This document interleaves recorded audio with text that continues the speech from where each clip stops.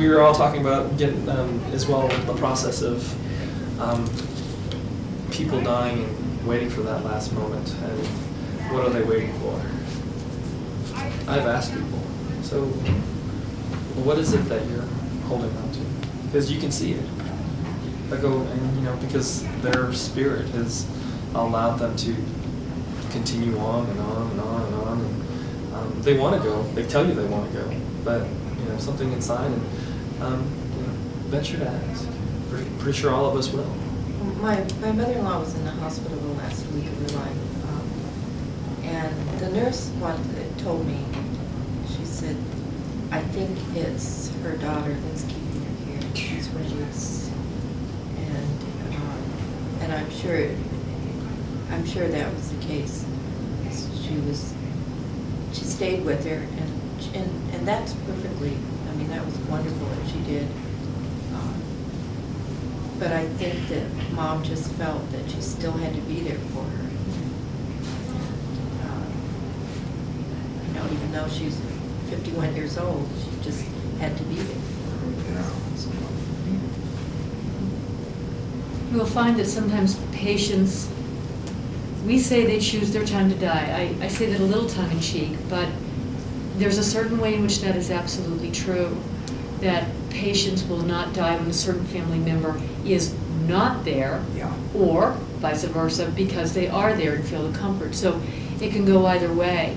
My mother waited until my father was out of the room, and only my stepsister, with whom she felt the safest, was there, and that was when she could go. So there's a way in which they will know their psychic safety, if I could use that term. They'll know when they're sort of psychically safe. What impact is it going to have on the people that are right there? Mm-hmm. Right, they know. I remember going with my parents back to the Philippines, where my grandparents, well, my grandfather on my mom's side was, and I was still young. I was about, we were still young kids, and he had finally got the opportunity to see us all again, because the fact that we've been in the States and there's only so often that we can travel, and my brothers and sisters hadn't been back for a good 10 years, and they all came back, and he looked at my mom and said, now I can die. My mom was scared because he wasn't like in a state where he would die, but he felt comfortable with saying that, because the fact that he said, that brings peace. I've seen my grandchildren again who I haven't seen for 10 years, and that brings peace. And I think that we all will hear those moments, and we'll all think in those moments. My parents died over a weekend, and my father, more or less unexpectedly, because he was in remission, and he died at home, and my mother was in a nursing home. And she died 2 days later. And I think it was because she had heard them say, going in and out of her room, that he had passed away. And she let herself go. So, those are some concepts, and I think one that I'd like to touch on also is one that in here is the healthcare decision making about the person, the patient, and who gets to make those decisions. Well, if they're currently of sound mind, they have absolutely the opportunity, the choices that they can do, and we encourage that at that time, because the fact that we want to know. We encourage family to be there at that time because we want the family to know, and hopefully they've had this conversation. But sometimes it's tough to have the conversation without that third party, without that nurse, without that social worker. So if you sense that, you need to talk to JJ and let her know that there hasn't, and we'll do our best to communicate that there's still issues out there about whether it be, there's some people who come to our program that we bring them onto the program because they need the support and they fit criteria, but they don't want to be what they call a do not resuscitate. And that's challenging. Obviously, because of the fact that we're going to give them the support that they need, and they don't want treatment, but they might be so scared that that they don't want to be able to say that I don't want to have that opportunity to start my life again. And it's it happens every once in a while. It's a short. We talk about the process up front, and we try to get everything. Try to let everyone know that we understand that. But I think it's a communication piece. And for those people where it happens, I think those people have been hit so fast, so hard. It's difficult. And I would say most of them change their minds. And I'll also add that though this can fluctuate, 90 to 95% of our clients are DNR, are do not resuscitate. Only 5 to 10% are full code, meaning if something happens, Call everybody. call everybody. Right. Right. Because we don't. Because in hospice, there's no emergency. Right. Right? We know the end game. But for 5 or 10%, they want to be resuscitated. But even that small number, 90 to 95% of those folks will change their mind. Mhm. And that's a result of some of the education Right. that the case manager and social worker give them Wouldn't about. they put themselves in a different environment, though, rather than, say, home hospice care? I mean, it seems like they would want to Go in the be, hospital. Mm. yeah, in someplace, but not. I wouldn't think, a lot of people wouldn't want to go to the hospital Yeah. at that point. I have a But if they want to be resuscitated, Right. yeah, it would seem that they wouldn't be, and I guess that's why the percentage is so low. Again, it's one of those which I think often what we see are people struggling. Mhm. Yeah. It's a struggling decision to say that, for some people, it's a very struggling decision to say that I'm going to just call it quits. Because that's what they feel. They feel that, I'm not going to give myself that opportunity to come back. For some people, they talk a good game and heck yeah, don't do anything. But at the very end, when you can't breathe and you panic because you lost your cat, because the cat ran out the door and you couldn't get the cat, and you're now alone and you're feeling all alone, you panic and you think, I can't do this. And it doesn't matter how much, and sometimes with some people, it doesn't matter how much we say and how much we continue to pound in or reflect or add on. Some people will hear it, they'll understand it, think about it, but when it really happens, their instincts, their gut is something different. And we will respect that. My mother in her peach pits for the last 3 hours, or whatever it be. I was going to ask you hypothetically, has there ever been a case that you've heard about that someone outgrew hospice? Oh, yeah. We bring patients on service and, they fit criteria and we happen to change their medications around for them. And all of a sudden we've just improved their life. And we gave them their miracle. Okay, because And, everyone I've taken care of. It's they not, want me around, but I've just wondered that. no, and it happens. Yeah. As soon as they, continue to not decline and continue to get better. And, I think a lot of times we as nurses who admit the majority of our patients onto service, our clients onto service, we get uncomfortable with the fact that when we go out, what if it's not us who brings them onto service? What are the other choices? And it's tough to be that person out there and have to say, no, I can't, we won't, we can't. Oh, like that. And we typically, and you'll know that in the community, are not an organization that says no. We bring people on a service. They have to fit, of course, they have to fit criteria, but if they're in the borderline, in the gray, because they fit criteria for multiple morbidities, they have a little bit of the heart, a little bit of the lung, a little bit of debility, a little bit of this. We bring them on for that point, because the fact that if not us, who? So, but it won't. There are times that we bring them on a service, and it's rare, but they're there, and the nurses actually don't know what to do on discharge, because they're discharging a patient from service versus discharging a patient. I can see it now, but in the 80s and the early 90s, when I was volunteering for HIV clients,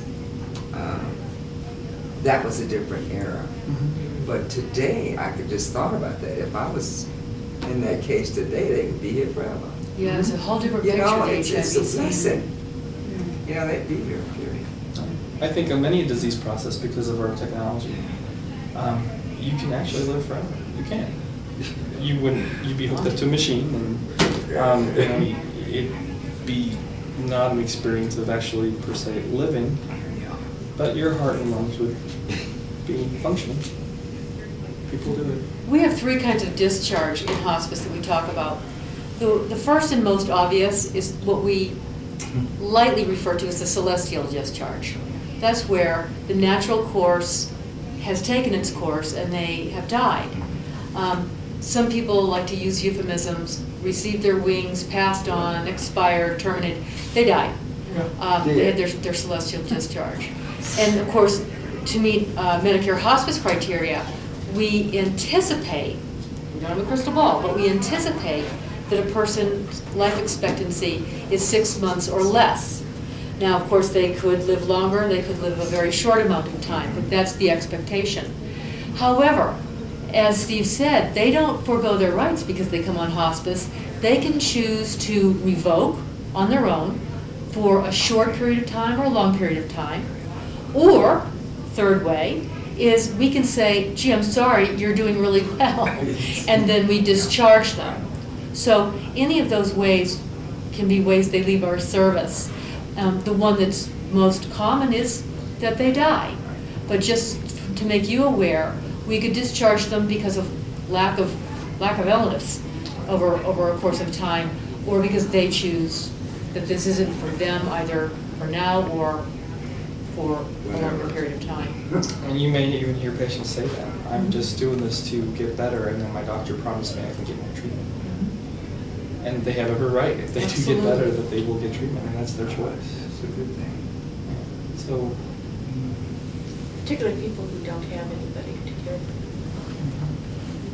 for. And we do have live-alone patients, which has been hard for a couple of my volunteers to sort of accept and understand. But remember, hospice is empowering at a time when you might have very little power. And one exercise of choice and control you have is, I want to live alone. And to the extent that it is possible, our service bends over backwards to support that choice if it's feasible and safe. So you may be visiting somebody who is leaving the door unlocked for you or has a lockbox for their key, and you're just there for the time you're there, and that's that. so I, again, welcome you to our process and welcome you to hospice, and thank you for your time. Pretty sure JJ has evaluations for you, and I think they were all separate, is that right? Each unit is separate. Thank you very yes. much, okay. And we as an organization, we as a group, we as hospice providers and caretakers take those evaluations very seriously. So if there's something that was very uncomfortable for you, you thought that, please share, please state things, and I'd gladly to hear that. I hope that talking about this and kind of talking about little things has opened up to see what we do, just a touch of what we do. I try not to go by the book because going by the book is something you can do. It's already here. It's Right. there. I'd rather bring life to the book, is what I was telling JJ that I was going to try to do today. So I hope I did that for you.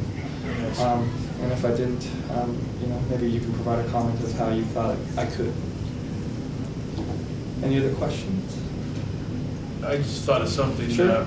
I kind of got a kick out of, I got the Chicago Bears deal. Here I am wearing this. I'm a Raider fan now. And if I'm dying and I see a 49er hospice guy come in with a big 49er shirt, I might not be the happiest guy around. So I'm not going to wear a shirt like this when I go out on a call or whatever. You know what I mean? Just to wear a nice neutral colors, just so you don't offend anybody. You're right. You might take away that person's life and say, "Hey, I'm ready to fight again." Yeah. Which would be their choice. But I think the importance is just to be there to hear that experience. Really, is to understand that everybody know that your experience is a blessing. It's a calling. It's a gift. understand that and respect that and share that and give to it as much as you can, because I think you'll receive more so than anything. Thank you. Thank you. All right, thank you very much. Thank you, Steve, for being here. I so appreciate it when someone shares from their own personal experience and more from the heart than the head. I mean, we're all smart people here in this room, and we can all read the book, and you will, because there's some self-tests. But I'm just deeply moved and touched that you're sharing your experience and who you are in a very real way. So thank you for Well, that. thank you for allowing me to come here. Again, you know, I could have put a PowerPoint presentation Yeah. for you. And He's good at that. I could He have doesn't. given you a bunch of books and given Mhm. you topics and things of that nature, but you're not here for that. Mm-mm. You are here a little bit for the understanding, the knowledge, the education portion, but you're also to hear that what's okay and what's not okay, and those are brought to life with experience. Yeah. And you'll get the book knowledge from your manual, which we'll Yeah. talk about. Well, thank you. Thank you. All right. So in a few minutes, we'll be taking a break, but just a couple of loose ends before we do, if you can bear with me. Thank you. You have been given a manual. This is your manual to keep. You'll notice that we killed a lot of trees in the process. And there's a reason for this. Oh, thanks. Oh, good for you. The reason is we want to give you plenty of room to take notes. If something that Steve says or I say or one of your mates says, you can write in this book. It's yours. Also, at the end of each unit, there's two things: a self-test and an evaluation. I'm going to ask that you read the chapters, and I'll assign each week which chapters will be on, because we're going to skip around. Right. So I'll assign the chapters each week. For next week, you'll have to read the chapters that would have been for this week, but you weren't here last week, so how did you know? So for next week, you'll read chapters 2 and 3. That's the hospice concepts and the role of a volunteer. Please read them. If you have any questions, bring them with you next week. Go ahead and do the self-test at the end of each unit. You'll pass the self-test in to me. I would also ask that you take a few minutes to look at the evaluation after you've read the unit. You have to read the unit to be able to evaluate the reading. You have to hear the unit to be able to evaluate the speaker. You have to see the video if there is one. And not all of the videos that are listed are videos that I'll show. I may show different videos, and I'm going to move them around from time to time depending on our timing. But go ahead and do your self-test after you're reading, and if you hear the speaker, go ahead and do your evaluation after you read the unit and have your speaker. Today, after our break, I'm going to take a few minutes to talk about the role of a volunteer, and we'll also do a little bit of paperwork. In addition to your manual, I have also given you a Medicare hospice benefit. Some of them are different colors because I have a newer edition and an older edition. I think you all have the same one right now. But I'm only giving you this because this is something we give our patients. You don't have to read this. I just want you to have what they have. I also gave you the Hospice Patients and Caregivers Handbook because that's something we give them. And the little blue book out of Gone From My Sight is something I get that we give our patients. So there's things that they get that you're getting. What I will ask you to do when you come back from the break, and by the way, I'm a Virgo. Do you know what that means? It's all about structure with me, so I even have a little structure for your break, but I'll tell you about that in a minute. You have a bell? Oh, you're so close. But when you come back, I'm going to ask you to do a little bit of signing of things. So that'll be when you come back. Now, while you're on your break, you have a couple of missions. Your first mission, should you choose to accept your assignment, is to use the bathroom if you need to, and I think I've shown most of you. Out of this door is a quick right and a quick left, but I can show you if you haven't found it yet. So use the restroom if you need to. Get yourself a drink. Out this door, right to the left, there's a bubbler with cold water and hot water to make tea. I have tea bags over there and some wonderful bread. Please take advantage of that. Also during your break, Doris is available to do your TB test. This is extremely important because you need to have 2 TB tests taken during the course of this 6 weeks. The sooner you get them out of the way, the better. So your first one can be done this week. Your second one can be done next week. Now, when she gives you the test, she'll need a form, which I'm going to give you. Here we go. So I'm going to pass these out now. Please take one form. Actually, yeah, take one form and pass it along. When you're ready for your second form, just see me. Where it says name, please print your name. Where it says department, please write hospice. Underneath it says social security number. Those are the only 3 things you need to write. So take one and pass it along. So your name, hospice is your department, and your social security number. That's how we can trace it. We need some more. Oh, I'm sorry, I gave one out. I'm not a well person sometimes. Sorry about that.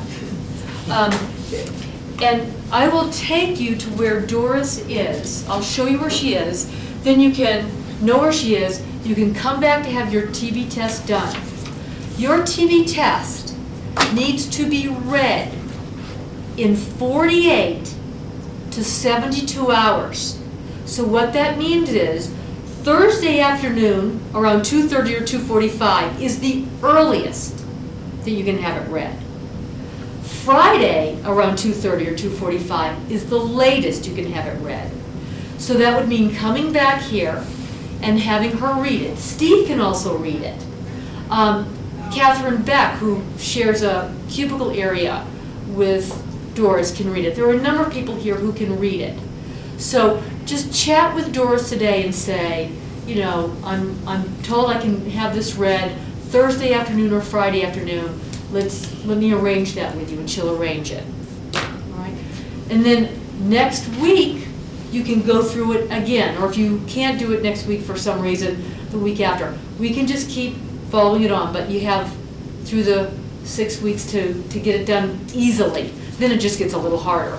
If you live in downtown Reno or work in downtown Reno, you can have it, the test administered or read in our employee health department. So if that's an option that you'd like to use, let me know and I'll tell you how to do that. So let's take our break now. It's 2:25. I'd like to come back from the break at 2:40. So that gives you 15 minutes to get your TB test administered, to use the restroom, and to get something to eat and drink. Does that sound doable? Yeah. All right, let's take our... For Marjorie and her husband Vern, their long journey with cancer is ending. A cure is no longer possible. Yet for the Arnies, every day is a celebration made possible by hospice. Hospice is a concept that is based on providing dignity and comfort for patients for whom cure is no longer possible. And when a hospice patient comes to us, we know that he or she comes with their family too. And so the focus of care is also on the family of the patient.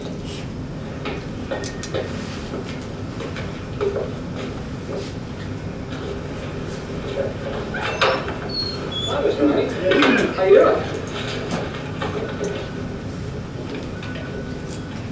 Today, many hospice patients like Marjorie are no longer confined to an inpatient facility.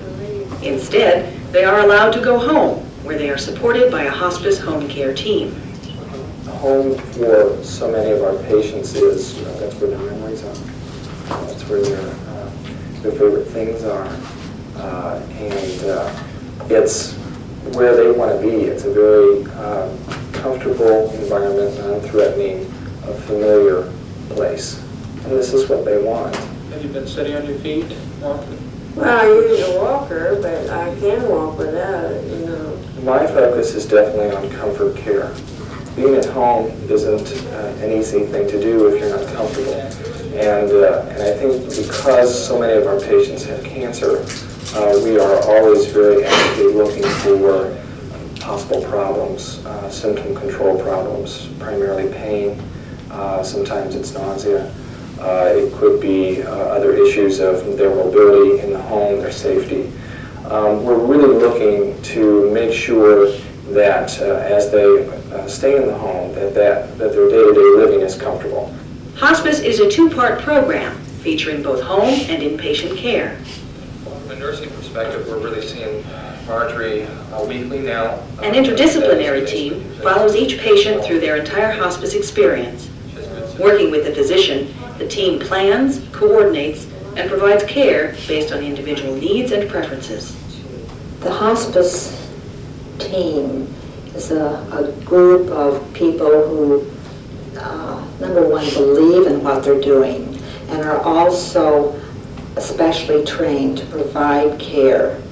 The physicians, the nurses, the supervisors, the social workers, the pastoral care chaplains, the nutritionists, the pharmacists, the physical therapists, all feed in to planning the care for the patient and the family, including the patient and family in this care planning, and then delivering the care, whatever it needs to be.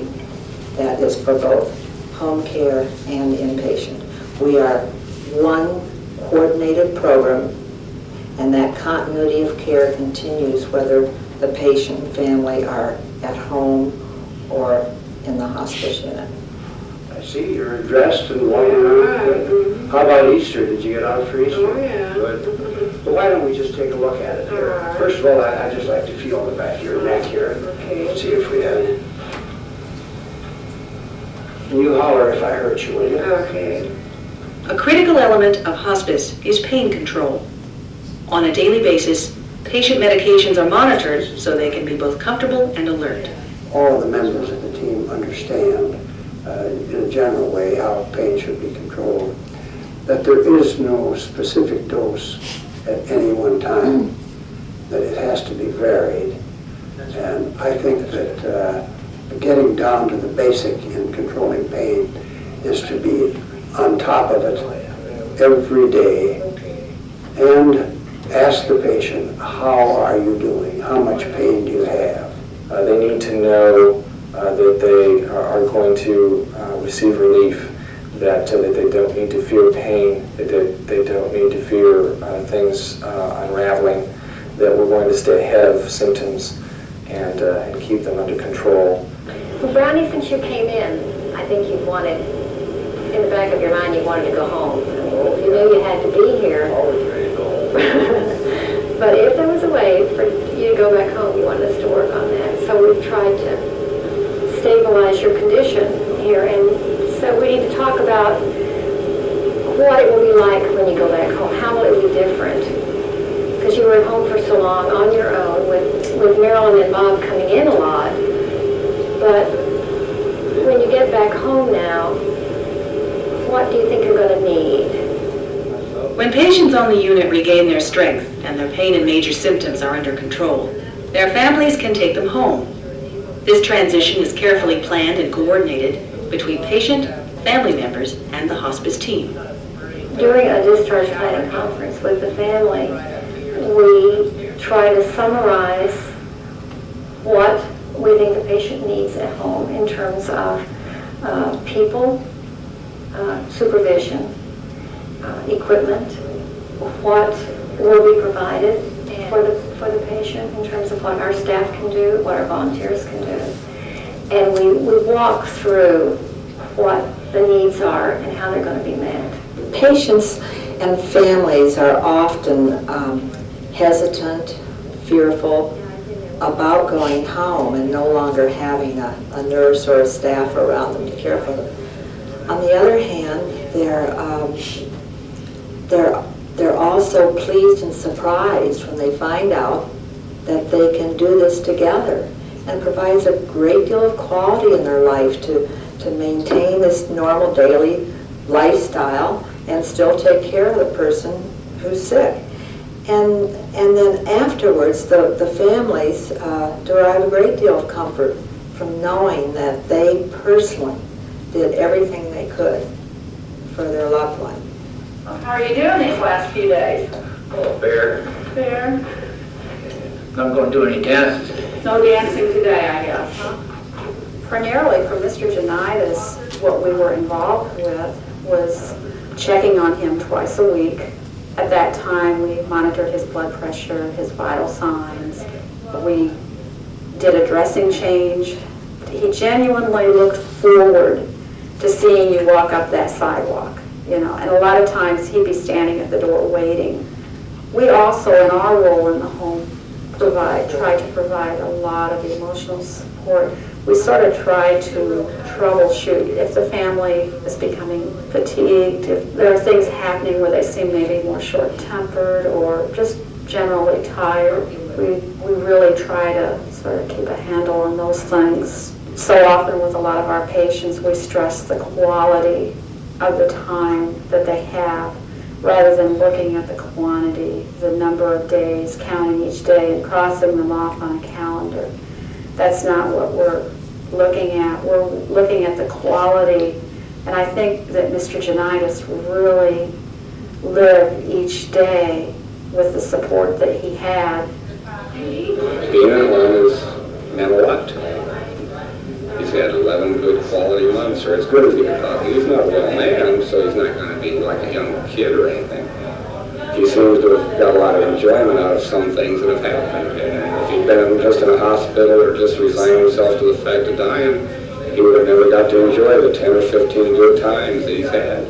And I never really realized that hospice had anything to do with home care. I just kind of imagined it as going in a hospital setting, maybe a little nicer, and they just sit around and wait till die. I never really realized from the beginning that it entailed all this home care and where they could stay at home and be more free. Now the grandkids come on in and out and see Grandpa. He loves his house. Him and my mom bought this house and I totally remodeled it, and I don't think he's ready to leave it quite yet. I said I'd fix something else if I know you ever leave at home. Hospice home care volunteers provide patients and their families a helping hand when needed. The volunteers are the people who really provide the extras in the home. They're there at least 4 hours a week doing the things that the patient and family need, such as help with preparation of a meal or running errands or just sitting with them or just being there. Only after undergoing a careful selection process are volunteers paired with patients and families. Hospice One interviews all volunteers just the same as they do staff members. And then they have an 8 to 10 week training program that volunteers must agree to go through before they are ready. And that program for the volunteers consists mostly on learning communication skills, learning a little bit about family dynamics, learning how to just be, to be a friend. This is the Lamb of God who takes away the sins of the world. Happy are those who are called to his supper. Another important element of hospice is recognizing and addressing the patient's spiritual needs. He was a deeply spiritual man. A lot of time we spend with people is just helping them accept the uncertainty of what's going on, because there's rarely any clear-cut answer to any of the questions. Let's just talk about where you're at right now. I'm getting along all right. I think I'm getting down the road and getting on with my life. Still missing at times. After the death of a patient, hospice continues to care for the person's family and loved ones. Again, the hospice team determines the family's needs and provides care until the grieving process is completed, a process which often takes as long as 2 years. Bereavement is the last part of the whole process of what we call living and dying. After a loved one dies, then the next stage in terms of that processing is what we call grieving. And bereavement is the total aspect of grieving, which in the hospice context is the last part of hospice. When we commit ourselves to work with a patient and family, it's from the time they come into the program until we, the caregivers, feel that they have recovered from their grief. Where are you at with Miss Marilyn? I was mad. I hated everybody, not everybody, but I couldn't see any reason this happening to us like this. For those of us who, for whatever reason, deny the death of a loved one, do not choose to go through the pain of grief, and it is a lot of work, that somewhere down the road, you're going to get into severe trouble. Suicides occur, some people may become alcoholics. There are a lot of social problems associated with unresolved grief. And hospice is well aware of this. We can't force it on another person. We can only help them to the extent that they want the help. Dear great-granddaughters, great-grandson, We talk to the patients and the families to know where they're coming from, hopefully not to impose our agenda on them, but to know what their needs are and how we can reinforce support systems that are already in place to help them. It's like walking on a journey with someone.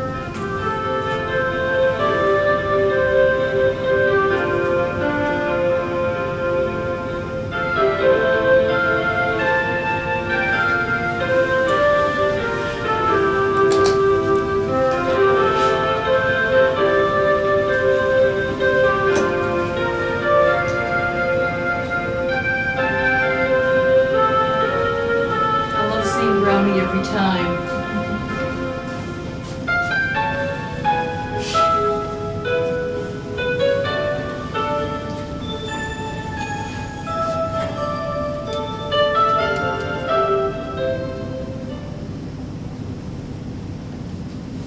Dominican Sisters, how interesting, because the Dominican Sisters were St. Mary's. Right. If you would, I'm going to ask you to just take a couple of minutes in, I guess, relative stillness and silence, just to sit with that experience of that video, and sit with your experience with Steve. Just sit with your whole experience up to this point, and just let it wash over you a little bit. Just check in with yourself and notice what the weather's like inside. You know what I mean? Like, is it sunny and clear? Has a fog rolled in? Is it raining or storming? Just get a sense of what's happening for you, how you're doing, if anything has shifted for you since you walked in here today. Just get an overall kind of sense of where you're at in the moment. And also take a chance to just sort of review, as if your mind were a VCR, the video, and notice the kinds of things that stood out to you in that video. A couple of things stood out to me, and I'll share them with you in a minute. But I'd like to take an opportunity before we do our paperwork and so forth, just to touch base, because in this 2.5 hours, it's been 2.5 hours, a lot has transpired. Do you agree? I mean, to me it feels like 2.5 minutes or 2.5 weeks that we've already been together. So I just think it's worth always checking in our sessions, the beginning, the middle, the end. Where are we with this process? Is it still feeling right? And by the way, if it isn't feeling right, don't panic. Wait for the weather to change. It's Nevada.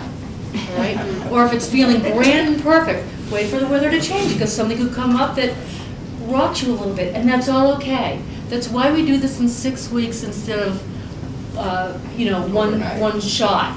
You know, she talked about 8 to 10 weeks. We condense it and do longer sessions for 6 weeks. But know that whatever experience you're having in this moment, don't get attached, because it may change and change and change and change. But I think it's good for us to take a moment to pause, to become aware of what's happening, to name what's happening, at least to ourselves, and if appropriate, to each other for that validation. So does anybody want to speak to what's happening right now, physically, mentally, emotionally, spiritually? Yes. Well, I have a lot of questions. Yes. And I think that, it just continuously stimulates, I want to learn more. Well, it's, it's like, it's going to be in here. The knowledge part is going to be in there. And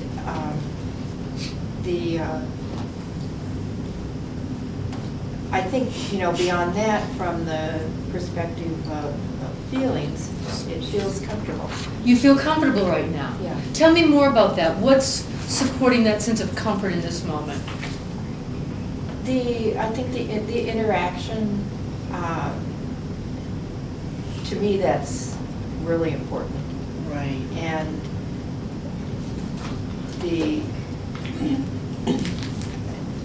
thinking about the opportunity to care for someone to the extent that you're adding value to their life. So it's really hitting home to you that you're going to make a difference in these people's lives, be it at the end of their life. You are really going to make a huge impact, whether it be shopping or schmying. Yeah. Yeah, right. Good. Okay. One country heard from, having a pretty positive experience, like you're feeling like you're in the right place at the right time for now. What else? I think my interaction with what I got from that was it brought back some memories. My grandmother, but particularly when I see the man, my grandfather, it was really, really hard for me to see that because my grandfather killed himself 2 months before my grandmother died. So when I see him, it's just, I got to say goodbye. You did get to make your peace and your final... No, I never got to do that, but I was with my grandmother up until she died. So when I saw that, it was really hard. I'm so sorry. That's just about impossible to be with. And yet you have. How have you been able to be with that? How have you made peace without being able to make it with him? What have you done for yourself to support yourself in being here? The part of it was my belief and my faith too. That keeps you going because you know that. And then my heart goes out to him because I wasn't with him. I couldn't help him. I wish that we would have seen the signs. And we didn't see the signs. And it just happened. He went out to the garage, took his rifle and took his own life. And I'm disappointed that I didn't see the signs of all of my family members. I should have seen the signs because I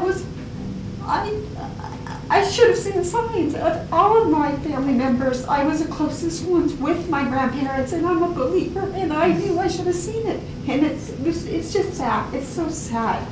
You weren't focusing on that. You were focusing on your grandmother. I was, and I didn't see it because I remember him sitting there in his rocker with his boots and just his shorts on, he just had his boots on and he wouldn't get up and he wouldn't move and he wouldn't feed himself. And it was like, I focused a lot of and I feel kind of guilty too because I focused a lot of the attention on my ailing grandmother. And then when that happens, I just couldn't forgive myself. And part of that has to do with why I'm here too. Right. Is it is a healing process for me too, is the forgiveness part of just letting it go and knowing that I did what I needed to do. And I hope that you're forgiving yourself and him. Oh yeah, I did. I have. But then when I seen that, I was like, it's very reactivating. It looks like I couldn't believe it. It's interesting because I choose these videos not because they're necessarily in the book. Sometimes I'll put different ones in. I choose them for very specific reasons at specific times, and yet I never know how somebody's going to respond to one or what's going to kick them off. But a couple of things I just want to reflect with you.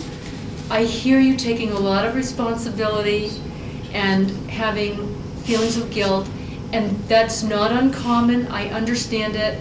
I hope that over the course of these 6 weeks and your life, you will let yourself off the hook, and whether you believe in Jesus, Buddha, the Easter Bunny, whatever you believe in, to remember that the spirit head of whatever your faith is loves you and forgives you, loves him and forgives him. And the next step is for you and your grandfather to forgive yourselves and each other. And I hope that you will. I think you will. I can see that glimmer of forgiveness and acceptance. You couldn't have done anything other than you did. I know that you did all you could. If you could have done it differently, you would. Hindsight is 20/20 and all of those other wonderful axioms. It was like out of 6 grandchildren, I was the only one there, and I just felt like the burden was put on me, but then I felt like I didn't come through, and I didn't recognize it.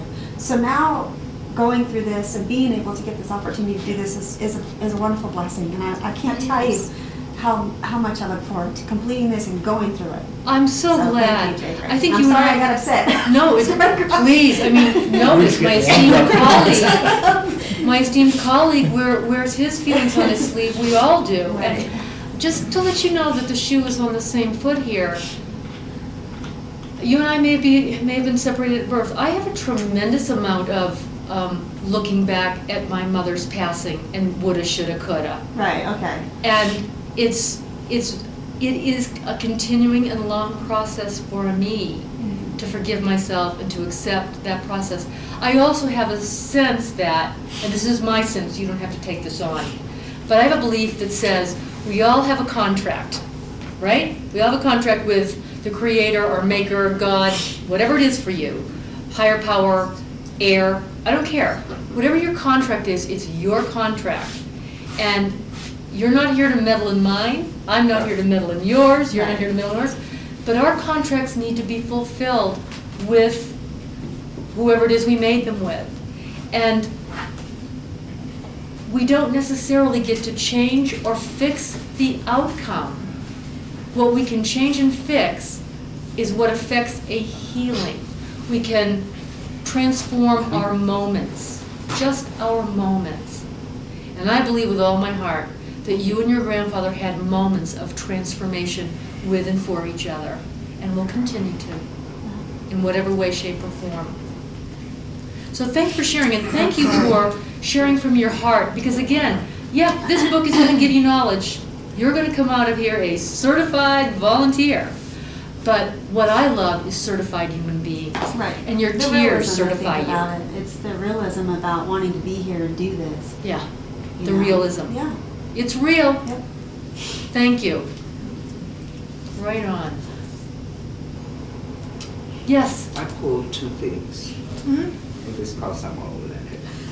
But I put, remember to remember. Remember to remember. Tell me more about that.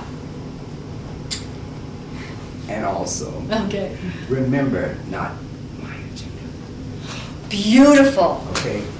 Those 2 I probably, with so much, behind me. Yeah. I have a tendency to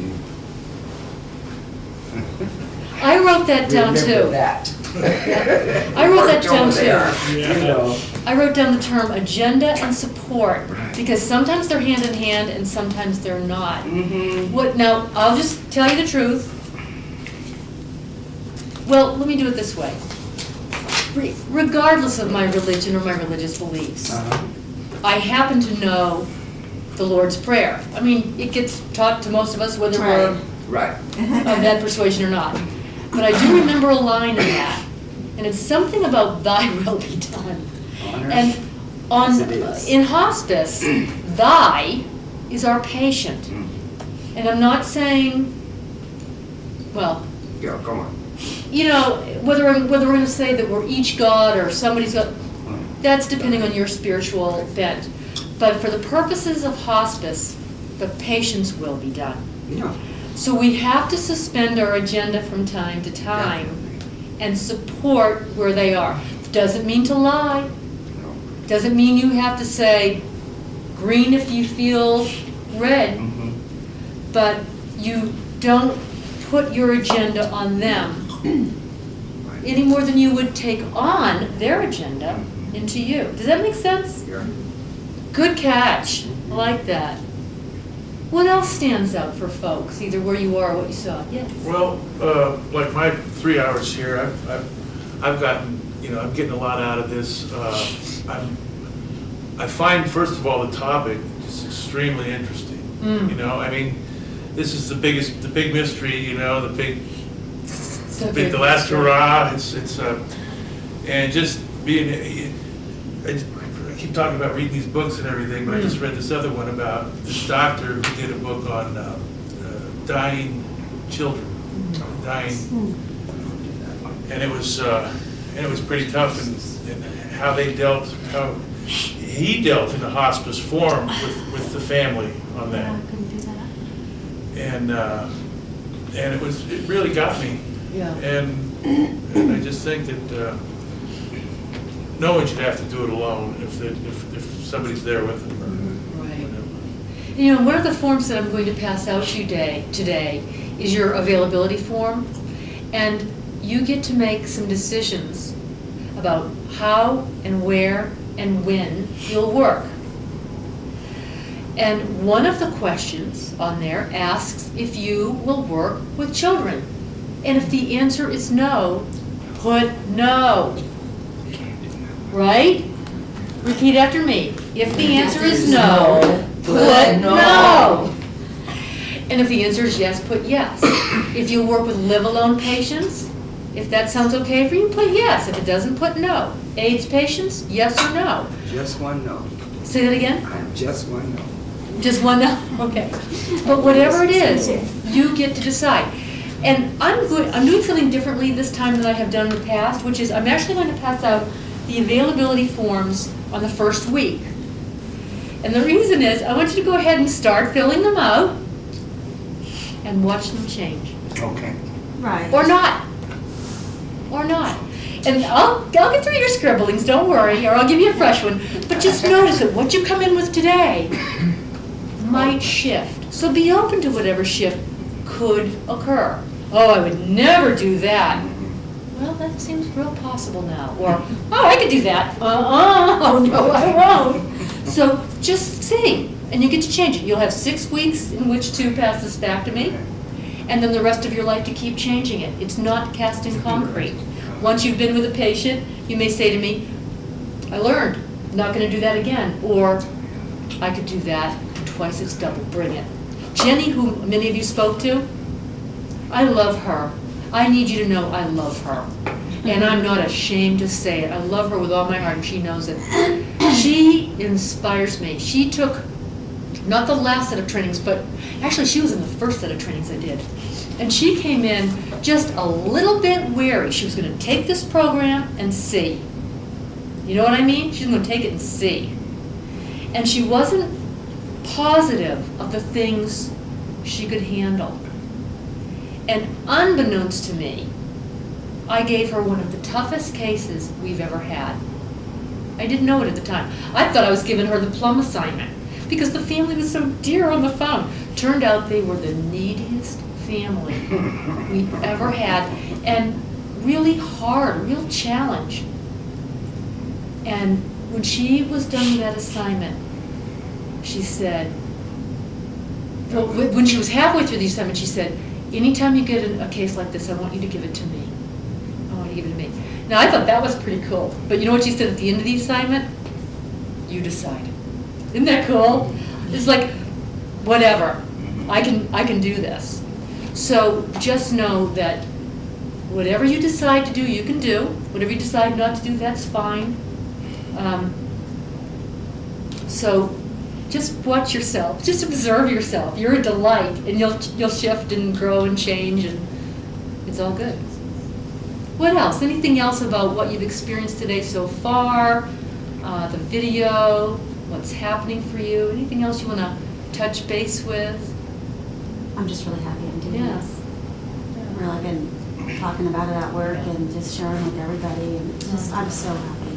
I'm really glad. You know, there's going to be times where you're sad, you're depressed, you're happy, and I understand all of that, Mm-hmm. but I just feel really good about this calling of mine and finally getting to a place where some people don't figure out what their purpose in life is until they're already ready to pass away, or I'm just really glad that I've come to this point in my life, you know? Yeah, and at some point you'll find that your feelings have nothing to do with it. Because, as you say, today I feel happy and good, another day I don't. But I'm still doing it. That's absolutely right. Yeah, feelings are optional. I just Yeah. I just woke up one day and Yeah. said, this is what I'm gonna do. And I don't know what, I can't remember what it was, but it had to have been something either on TV or something that was on the news, and it just kinda, I saw it, and then I woke up the next day, and this is, okay, well, this is what I'm gonna do. That's how callings often Yeah, occur. It's so- like ring, ring. And it had agitated me too, so the sense of agitation was, it was just pondering, Right. okay, you've gotta do this. Right. I know. It's like an so- itch you can't scratch. Yeah, that's right. Right. Only you can scratch this by being here. Right.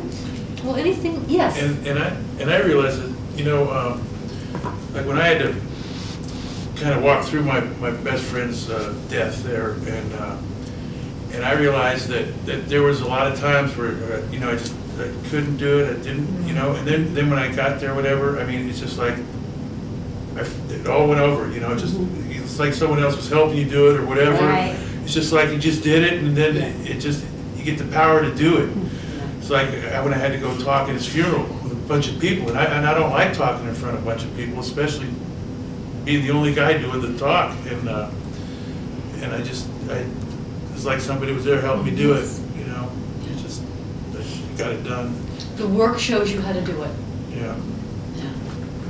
Sometimes it's the aftermath that gets you. Tell me more. Get you up and grab you. Mhm. You know, 'cause, for instance, in nursing, I'm good in a crisis. I just, Right. you know, some people fall, I just, Right. but you know, when it's over, it's said and done, and you walk away and you go back to it again.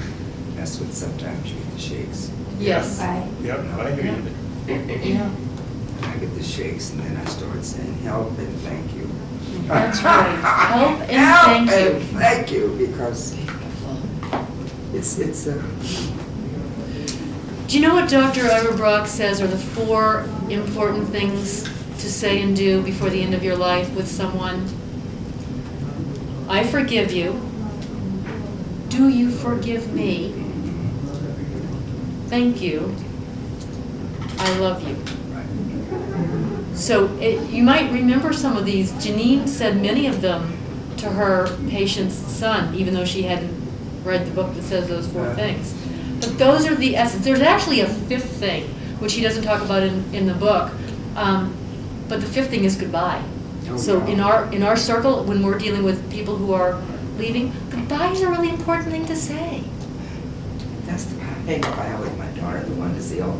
She's only with my children that last 20 years she don't say goodbye. And I'm about ready to choke her. Because it might be goodbye. It might be goodbye. So, anyway, she says goodbye. Yeah. But she don't say goodbye. Right. You know what I mean? Right, She yes. says goodbye. Right. And I'm just being mama bullet. I want to hear. I just got back from a family vacation, which is why most of you talk to Jenny, not me. And it was a very festive family occasion with my dad and stepmother, my stepbrother and his partner, my stepsister and her partner, my partner's mother and grandmother. It was the family. And my family lives on the East Coast, where I'm from. And that last morning, Yeah.